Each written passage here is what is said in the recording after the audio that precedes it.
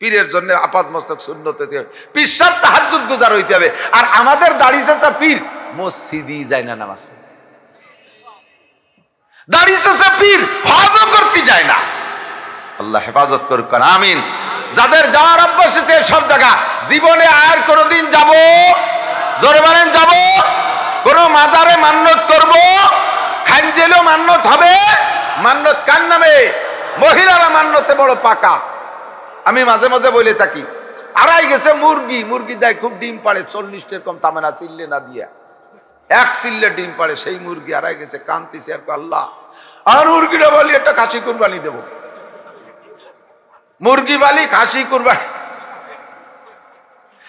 মোহাম্মতের ঠেলায় মুরগির মায়া আছে, খাসির দাম আর মুরগির দাম ভুলি গেছে। আল্লাহ, ছেলে কইতেছে, ছেলে তো সচেতন, মা তুমি কি কইছো টের পাইছো? কইছে চুপ কর, আগে পাতি দে। যাই দেখে যে খড়ের মাথার নিচে মুরগি বসে রয়েছে, পাইয়ে মুরগির আগুলা খের চুমো দিচ্ছে, শোনা তোর জ্বালায় এই মান্নত করে ফেলাইছে। ছেলে কয় মা টাকা দাও, 15,000 ছাগল কিনে দিয়ে আসি। হ্যাঁ চুপ কর, কোনি দিতে আইনি, আল্লাহরে লোভ দিছে, আল্লাহ মুরগি দিয়েছে। মা তুমি যেই শিয়ালের ভয়তে মান্নত করছো, ও শিয়াল তবলিগিও যাই নাই, চরমুনাইও যায়নি, ও বাগানে আছে। তাড়াতাড়ি ছাগল কিনে টা দাও, নইলে কিন্তু শিয়ালে আগামীকাল। চুপ কর, আল্লাহ ভুলি গেছে, ও মনে হইয়ে দিচ্ছে, আল্লাহ ভুলি গেছে। পরের দিন শিয়ালে থাবাই দিয়ে ধরে নিয়ে গেছে। মান্নতে বড় পাকা, ডেলিভারি কষ্ট, মান্নত মেরে ফেলাইছে, খানজেল কুমিরে মুরগি দেব। শাহজালাল রহমতুল্লাহ আলাইহির ওই জায়গা গজার মাছে বাদাম কিনে দেবো, মান্নত করছে। শাহজালালের গজার মাছের নামে মান্নত করলে মোশরিক হইয়া যায়, খানজেরির কুমিরির নামে মান্নত করলে মোশরিক হইয়া যায়, আরে বাইজিদ বুস্তামির কচ্ছপের নামে মান্নত করলে মোশরিক হইয়া যায়, পীরের দরবারে মান্নত করলে মোশরিক হইয়া যায়, এমনকি নবী পাকের নামে মান্নত করলে মোশরিক হইয়া যায়। মান্নত হবে একমাত্র কার নামে? ইন্নাল্লাহা লা ইয়াগফিরু আন ইউশরাকা বিহি ওয়া ইয়াগফিরু মা দুনা যালিকা লিমান ইয়াশা। আল্লাহ কয় শিরক ছাড়া অন্য যত গুনাহ করবা, কুফর ছাড়া অন্য যত গুনাহ করবা, আমি তোমার যে কোনো ভালো গুণ দেখে ক্ষমা করে দেব। শিরক আর কুফর যদি আমলের বস্তার মধ্যে থাকে, তোমার কোনো ইবাদত কবুল হবে না। অন্য গুনাহ থেকে তওবা করলেও তা কবুল হবে না। কাজে ইবাদত হবে একমাত্র কার জন্য? নামাজ পড়বো আল্লাহর জন্য, তিলাওয়াত করবো আল্লাহর জন্য। আল্লাহ পাক রব্বুল আলামিন বলেন, এই নামাজের বিনিময়ে 5 পুরস্কারের 1 নম্বর পুরস্কার, এ যুবক তোর চাকরির ব্যবস্থা হবে, যুবক তোর ব্যবসায় বরকত হবে, তোর হালাল রুজির ইনকাম সোর্স খুলে যাবে। এই ব্যবসায়ী যারা আছো ব্যবসায় বরকত হবে, চাকরিজীবী যারা আছো সম্মানের সাথে চাকরির মধ্যে বরকত পাইবা, কৃষক খেত খামার করো ফসলের মধ্যে বরকত হবে। আজান হওয়ার সঙ্গে সঙ্গে কাশি কানকে ফেলে রেখে মসজিদে চলে আসবা, আজান হওয়ার সঙ্গে সঙ্গে দোকানে জাপসাটার ডানামাই দিয়া মসজিদে চলে যাইবেন, তাহলে আল্লাহ পাক রব্বুল আলামিন আপনাকে বরকত দেবে। উলামায়ে কিরাম জানে, রইসুল মুহাদ্দিসিন, সারা পৃথিবীর সমস্ত মুহাদ্দিসদের লিডার ইমাম বুখারী রাহমাতুল্লাহ আলাইহির উস্তাদ, নাম তার আব্দুল্লাহ ইবনে মুবারক। কি নাম?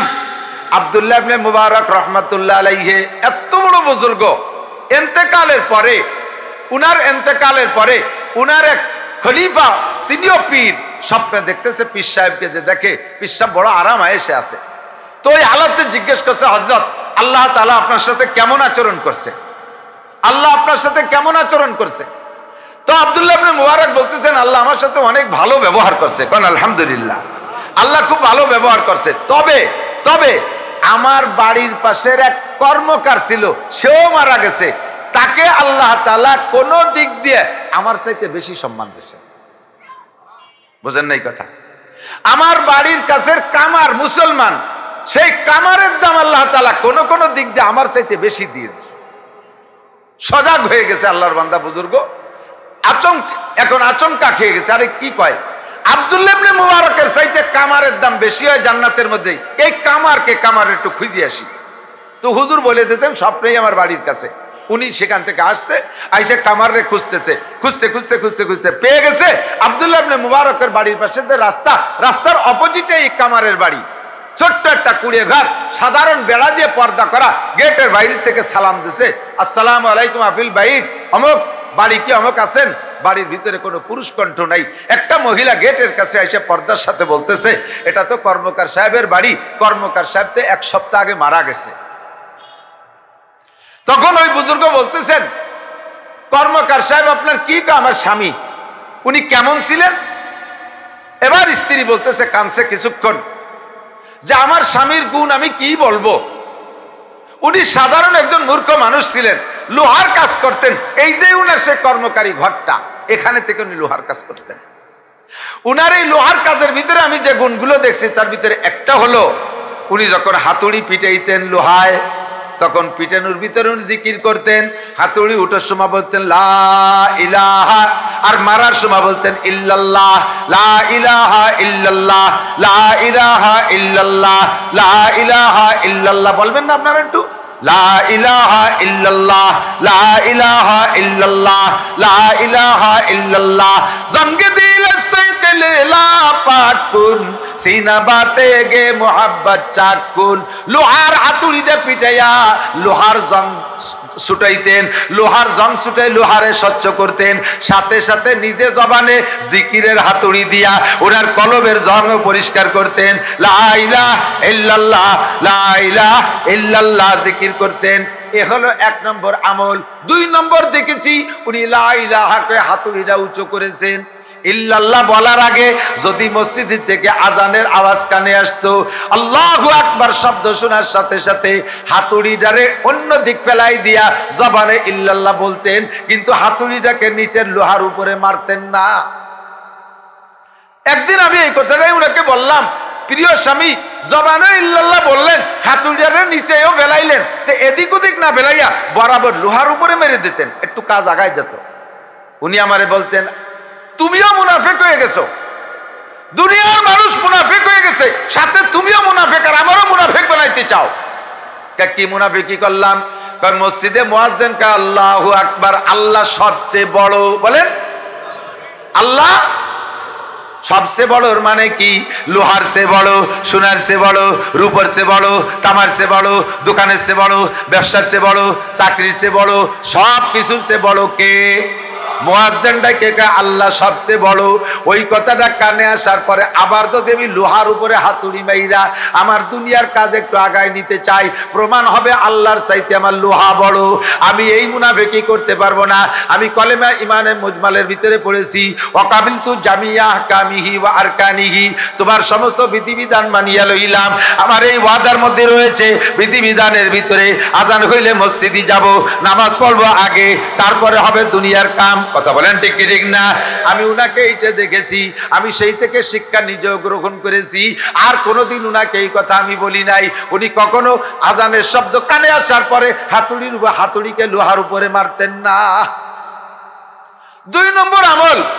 3 নম্বর আমল দেখেছি, রাতের বেলা কামকাজ সাইরে আইসা ঘরে আইসা ওই যে তাকের উপরে একটা কোরআন শরীফ আছে, ওইটাকে নিয়ে বুকের সাথে জড়িয়ে ধরতেন।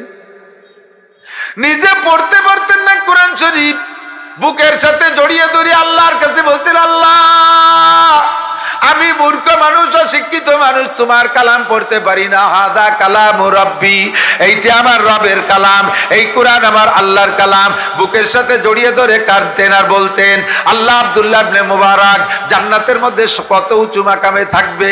উনি দিন রাত ভরে কোরআন হাদিস নিয়ে নাড়াচাড়া করে, হাজারো ছাত্রদেরকে বুকায় হাদিস পড়ায়, হাজারো ছাত্রদেরকে হাদিস পড়ায়, রাতভর ইবাদত বন্দেগি করে। কোনো দুনিয়ার দান্দা ওনার মাথার মধ্যে নাই, ইবাদত ছাড়া সময় কাটায় না।